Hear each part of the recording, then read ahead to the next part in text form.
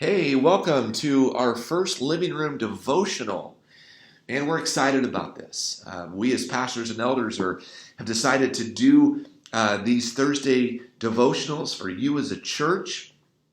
And we hope it will encourage you during these unprecedented times of crisis that we're facing globally. Okay, I've said this before, but I'll say it again. I believe this is a time for the church to shine, to point people to faith in Jesus Christ and know that He is not fallen off the throne. He is in control and that He loves us. And so we hope in these devotionals to point you to that faith and to that encouragement. Pardon me. My allergies are going crazy. It's springtime. All right.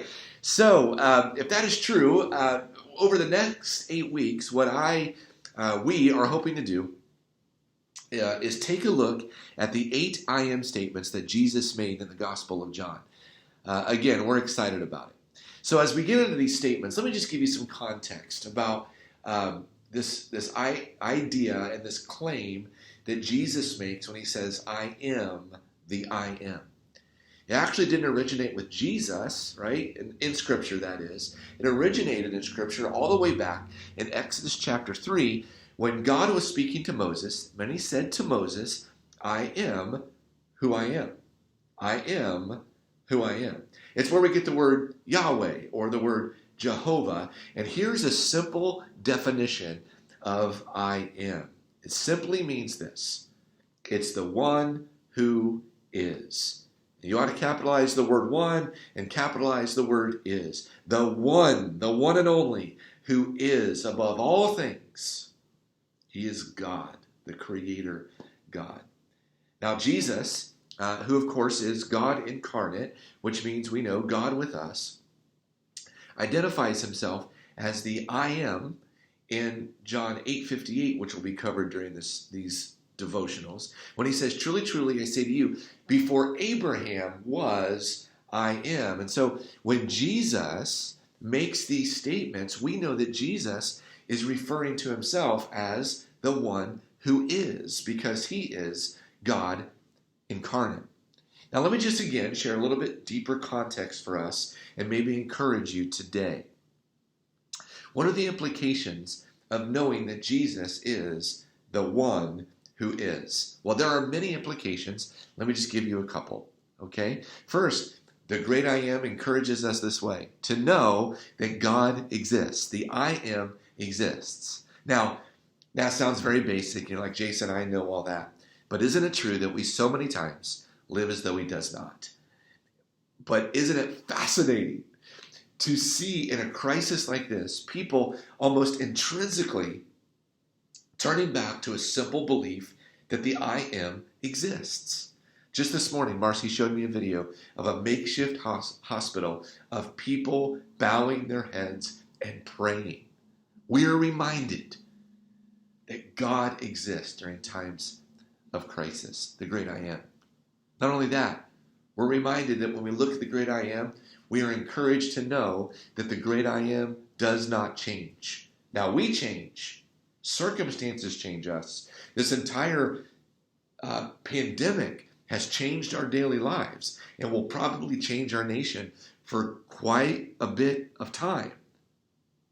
But nothing in all creation takes God off guard. Nothing backs God into a corner. So this crisis has not taken the one who is by surprise. God does not change. He is in as much control today as He was before everything started. Let me encourage you with something else about the great I am. He is an inexhaustible source of energy. Isaiah in his book tells us that He, meaning the great I am, God, does not grow faint. He does not grow weary. He is the creator of all things. He's the sustainer of all things. He is energy. He is powerful. He never needs recharging, and He never needs backup.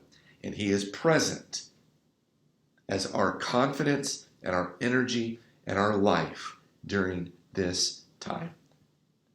And that is why our statement that I want us to turn to today is so powerful. Over in John chapter 11, Verse 25, Jesus makes this I am statement. He says, I am the resurrection and the life. The one who believes in me will live even though they die. I am the resurrection and the life. This is so powerful. I don't know why? Because of all that we just learned. The great I am is the resurrection. So the resurrection isn't just tied to an event. The resurrection is a person. Jesus is the resurrection because he is the one that brings life. He is the source of life. He is the source of hope. He is the source of peace. He is the source of calm. He is the resurrection and the life.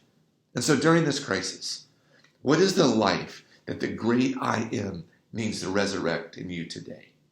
Does he need to resurrect the calm in your chaos? Does he need to resurrect the faith over your fear? Does he need to resurrect the calm over your anxiousness? My prayer is that we will take our hope and confidence in the resurrection and the life this week. Blessings to you today, guys. May you be encouraged because of the power of his word. God bless.